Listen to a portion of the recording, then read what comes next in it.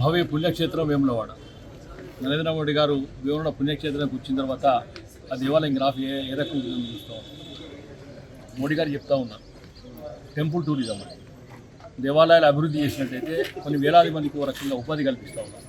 మరి ఆ ఉపాధిని దూరం చేసే దిశగా ఈ ప్రభుత్వం ప్రయత్నిస్తూ ఉంది. గతంలో 2 నెలలకు 3 నెలలకు రాజకీయ దర్శనం కల్పిస్తా అని చెప్పి ఇప్పటివరకు దర్శనం కల్పించే పరిస్థితి లేదు. ఆ పవర్ ప్రజెంటేషన్ కమిటీని కూడా స్థానిక ఎమ్మెల్యే విప్ గారు చెప్పడం జరిగింది. ఖచ్చితంగా కూడా నేను సమ్మక్క జాతర భక్తులకు వచ్చే భక్తులకు ఆయన దర్శనం కలుస్తాను. అది ఈ రోజు కూడా ఆ దర్శన భాగ్యం కలిగిస్తలేరు. మరి రాజన్నను గతంలో తప్పు పట్టిండు ఆయనే. మరి ఆయన ఏ రకంగా తప్పు పట్టాలో మనం ఒకసారి ప్రజలు కూడా ఆలోచించుకోవాలి.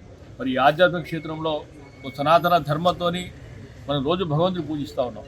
మరి హిందుత్వాన్ని కాపాడే పార్టీని, ఈ దేశాన్ని గౌరవించే పార్టీకి ఓటేసి పూర్తి స్థాయిలో మమ్మల్ని గెలిపిస్తారని కూడా మేము ఆశిస్తూ ఉన్నాం.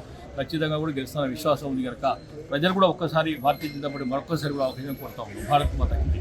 రానున్న మున్సిపల్ ఎన్నికల్లో ఒకసారి మాకు అవకాశం ఇవ్వండి, అభివృద్ధి ఏంటో మేము చేసి చూపుతామన్న ఒక విధానంతో మీ ద్వారా ప్రజలకు వస్తున్నాం. మేము రేపటి నుండి మా కార్యాచరణ ప్రారంభిస్తున్నాం. 28 వార్డులలో అభ్యర్థుల ఎంపిక జరిగింది పెద్దల సమక్షంలో. రేపు ఇక్కడ రాధయ్య ఆలయంలో అవినీతి లేని పారదర్శక యొక్క పాలన ఎట్లుంటుంది దాన్ని మేము చేసి చూపిస్తామని ఆ దవే యొక్క సన్నిధిలో మా అభ్యర్థులు అందరితోటి ప్రమాణం చేస్తారు పెద్దలు. అదే రకంగా ఇక్కడున్న మున్సిపాలిటీలు ఏ రకమైన నిధులతోటి ముందటికి పోతున్నాయి, అభివృద్ధి చెందుతున్నాయి.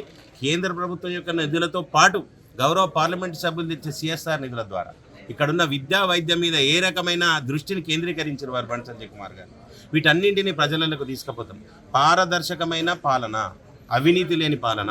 గత 10 సంవత్సరాలు పాలన చేసిన బీఆర్ఎస్ పార్టీ ఏ రకంగానైతే అవినీతిని ప్రోత్సహించిందో, ఏ రకంగానైతే ప్రతి వార్డులో నిర్మాణానికి డబ్బులతో కూలుకున్న రాజకీయాలు చేసిందో, అలా కాకుండా ఒక రూపాయి కూడా కరప్షన్ లేకుండా పరిపాలన సాగించే విధంగా, అదే రకంగా వేములవాడ ప్రజలందరినీ ఏ రకంగానైతే అధికార పార్టీ మోసం చేస్తున్నదో, దైవానికి దూరం చేస్తూ నష్టాల ఊబిలో ప్రజలను పడేస్తూ వ్యాపారం లేకుండా చేసుకుంటూ ఏదైతే అంతు పొంతు లేని నిర్ణయాలు తీసుకొని ముందుకు పోతుందో వాటన్నింటిని ప్రజల సమక్షంలో ఎండగట్టి భారతీయ జనతా పార్టీని అభివృద్ధి ఒకసారి అవకాశం ఇస్తే అభివృద్ధి చూసే విధంగా ముందుకు తీసుకుపోతామని మీ ద్వారా తెలియజేస్తాం.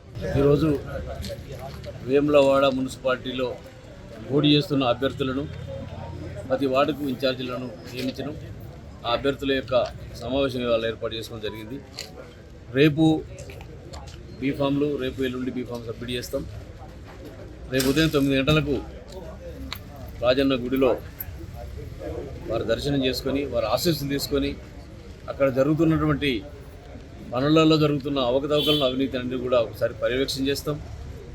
ఆ తర్వాత 4వ తేదీన కేంద్ర మంత్రివర్యులు, పార్లమెంటు సభ్యులు బండి సంజయ్ గారు మొట్టమొదటిసారిగానే వేములవాడ మున్సిపాలిటీలో ప్రచార కార్యక్రమాన్ని చేపట్టి ముందుకు వస్తూ ఉన్నారు. ఆ రోజున వారి సమక్షంలో నాంపల్లి నుండి వారిని రిసీవ్ చేసుకుంటాం. ఈ సిరిసిల్ల టౌన్లో 4 క్లస్టర్గా ఏర్పాటు చేసినాం. వేములవాడలో 4 క్లస్టర్గా ఏర్పాటు చేసినాం.